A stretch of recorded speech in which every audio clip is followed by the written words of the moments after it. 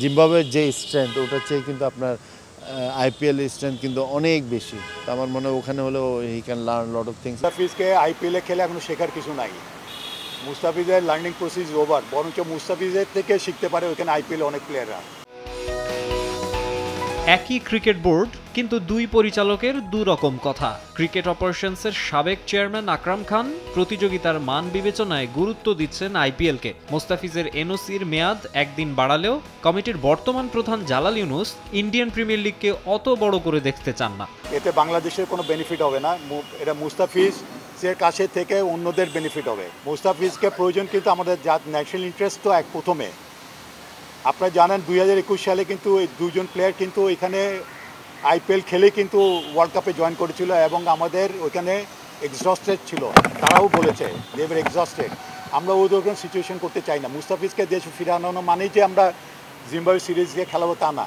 তাকে ওয়ার্কলোড দিব, প্রেশার কমাবো, দলের সাথে থাকবে, আন্ডারস্ট্যান্ডিং থাকবে। একটা ওয়ার্ল্ড কাপ একটা বড় ইভেন্টে যাচ্ছে, ইভেন্টের আগে যাতে প্লেয়ারদের সাথে একসাথে যা থাকতে পারে, যেতে পারে। কারণ তারপরে গিয়েই কিন্তু এই মে মাসে কিন্তু আমাদের খেলা শুরু হয়ে যাবে 3টা ইউএসের সাথে। তো তাকে তো এখানে অ্যাক্লামেটাইজ করতে হবে নিজেকে।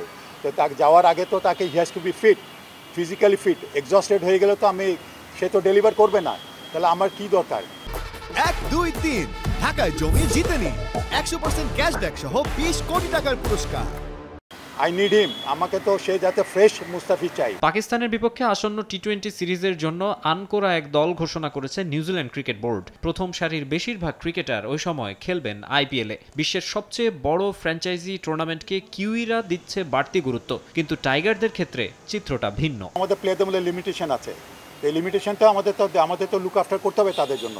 তো আমরা যত তাদের যাতে ওয়ার্কলোড যাতে তাদের ওইভাবে দিতে পারি সেইভাবে চিন্তা করতে পাঠাতে হবে। আমরা যে নিউজিল্যান্ড দিয়েছে বলে যে আমাদেরও সব পাঠাই দিতে হবে, এটা কি কোনো ম্যান্ডেটরি কিনা? সম্প্রতি দেশের একটি গণমাধ্যমে খবর বের হয় বাংলাদেশ দলে আর ফিরতে চান না হেড কোচ চান্ডিকা হাথুরুসিংহে। তবে এই খবরকে গুজব বলে উড়িয়ে দিয়েছে বিসিবি। আসন্ন জিম্বাবুয়ে সিরিজে হাথুরুর পাশাপাশি দায়িত্ব পালন করবেন নতুন স্পিন বোলিং কোচ মুশতাক আহমেদও। আমাদের হেড কোচ আসবেন 21 তারিখে রাত্রেবেলায়। 22 তারিখ থেকে মোস্ট অফ দ্য কোচেস 22-23 তারিখের মধ্যে they will be available. Already আপনারা দেখেছেন যে SNC coach, strengthening and conditioning coach is here. আর জিম্বাবুয়ে সিরিজের আগে আমাদের নতুন যে একজন কোচ, আমরা স্পিন বোলিং কোচ দেখেছেন মুশতাক আহমেদ আসার কথা। আশা করি জিম্বাবুয়ে সিরিজের আগেই এখানে চলে আসবে।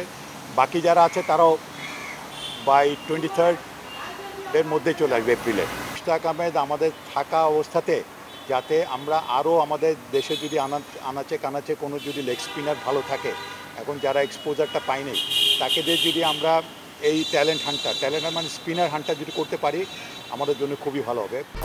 1, 2, 3 ঢাকায় জমি জিতে নিন 100% ক্যাশব্যাক সহ 20 কোটি টাকার পুরস্কার।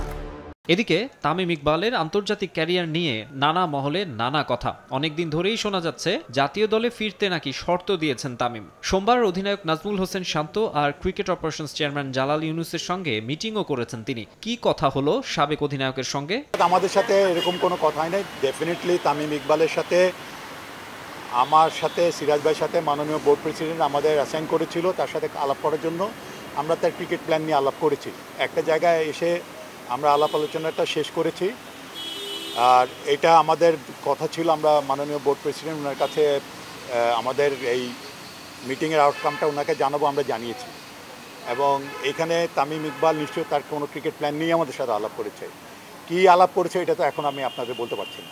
4-5 দিনের মধ্যেই ঢাকায় আসার কথা সব বিদেশি কোচের। ফিটনেস ক্যাম্পও শুরু হবে শিগগিরই। তবে শুরু থেকেই যুক্তরাষ্ট্রে অবস্থানরত সাকিব আল হাসানকে ক্যাম্পে পাওয়া যাবে কিনা তা নিয়ে রয়েছে ধোঁয়াশা। মাকসুম আলম খান, সময় সংবাদ, ঢাকা।